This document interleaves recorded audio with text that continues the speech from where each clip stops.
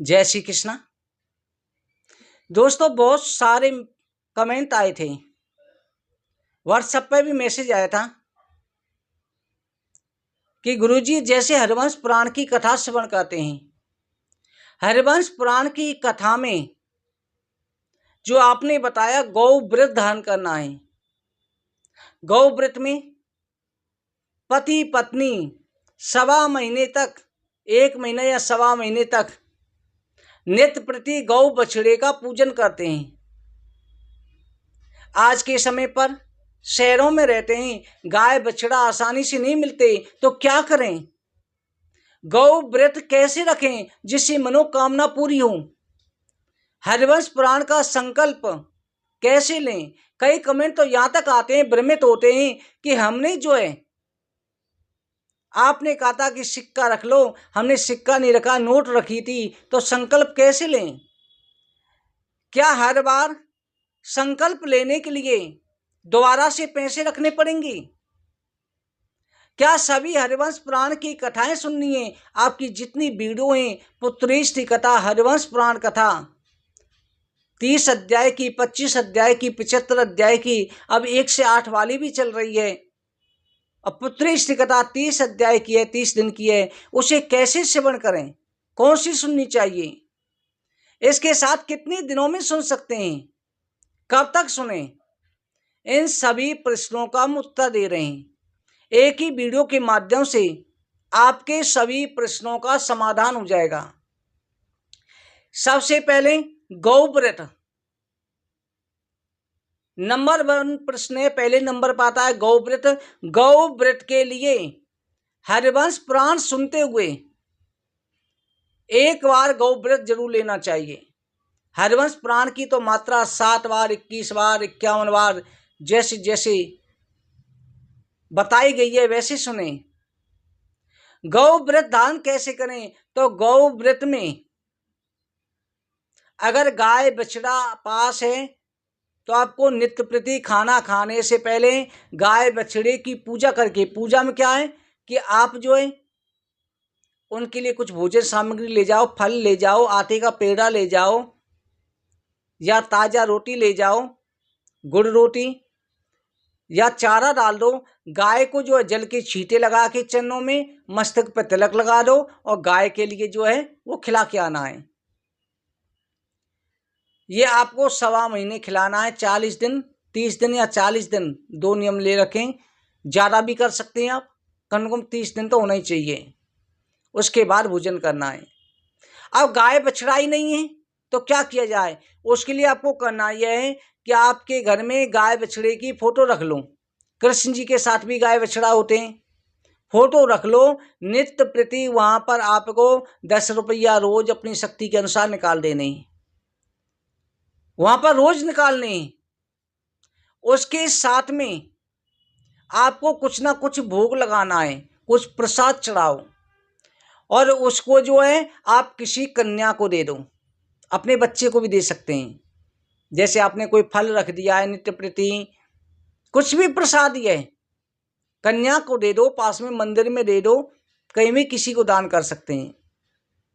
कन्या भी जो होती है ये भी शक्ति स्वरूप है और गाय भी शक्ति स्वरूप है, 8 शक्ति के रूप हैं।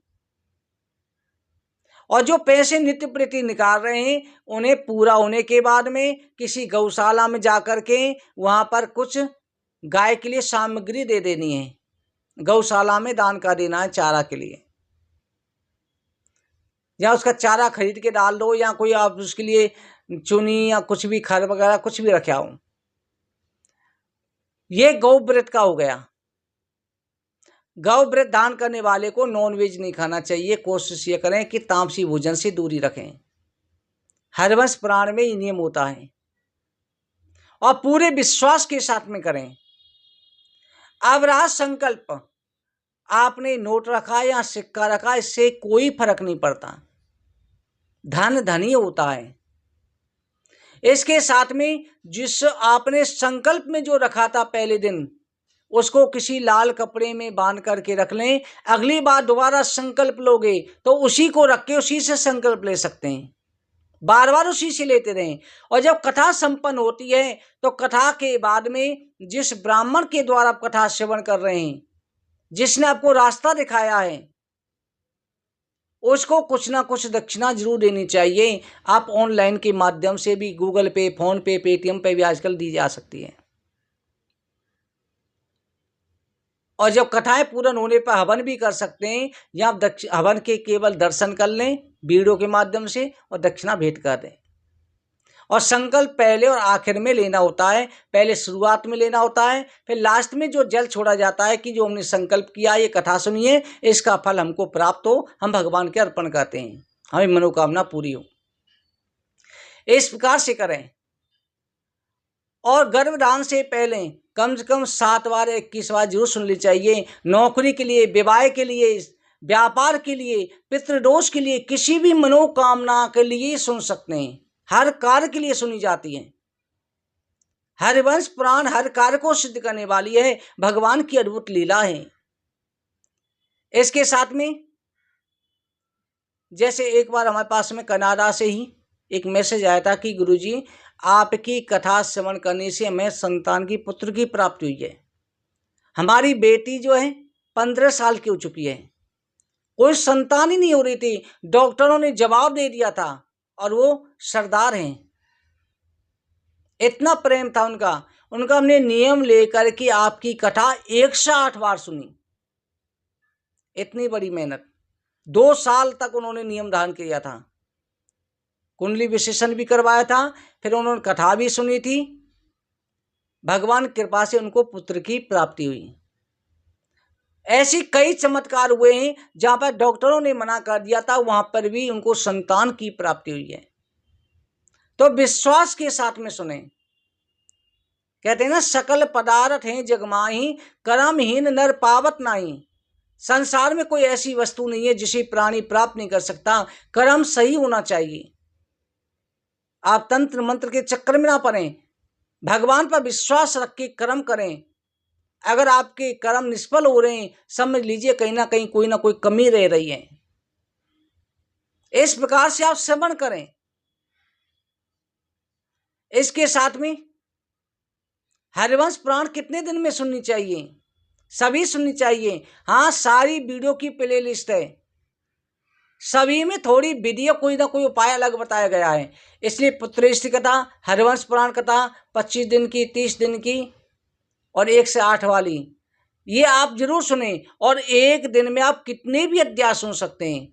10 अध्याय, 10 वीडियो, 20 वीडियो, 25 वीडियो, कितने भी दिन, 3 दिन में, 5 दिन में, 7 दिन में पूरी कर सकते हैं। ये सभी बार बार सुनते रहें। हरि अनंत, हरि कथा अनंता। भगवान अनंत है, हरि की कथा भी अनंत है। हर कथा में कुछ तक और हर बार नया अनुभव आएगा। जरूर श्रवण करें। और काम करते हुए, जैसे कई बार होते हैं नौकरी भी जाते हैं, घर के काम भी करते हैं, ये नहीं कि आपको एक जगह, हाँ पहले दिन संकल्प आपको एक जगह बैठ करके लेना है। उसके बाद कथा आप काम करते आते जाते आप जो है कैसे भी सुन सकते हैं, काम करते करते भी सुन सकते हैं। आपने टीवी चला के रख दी, घर के काम करते रहो, मोबाइल चला के रख दिया, घर के काम करते रहो। पूर्ण विश्वास रखो और इसके साथ ध्यान रखो, दान करने वाला, पुण्य करने वाला, उसमें सहयोग करने वाला, दोनों ही बराबर के अधिकारी होते हैं। अगर आप किसी को रास्ता दिखाते हैं ना, किसी के द्वारा करवाते हैं, जैसे होते हैं किसी काम करवा दिया, कमीशन मिल गई, वैसे ही अगर आप किसी और को प्रेरित करते हैं भगवान कथा के लिए, तो आप उसके पुण्य के अधिकारी हो जाते हैं। धर्म कर्म में हमेशा प्रेरित करो, बुरे कर्म में संग मत दो। इस प्रकार से आपको करना चाहिए। और इसके साथ आपने स्वार्थी ना बनके परमार्थी बनना चाहिए, परोपकारी बनना चाहिए, निस्वार्थ भावना होनी चाहिए। जैसे आपने कथा श्रवण करी, आपकी मनोकामना पूरी हो गई, उसके बाद में आपने सोचा कि हमें मनोकामना पूर्ति, संतान तो हो ही गई है, पुत्र हो गया है, पुत्री हो गई है, अब क्या कथा सुनना, ऐसा नहीं है। शास्त्रों के अनुसार कहा जाता है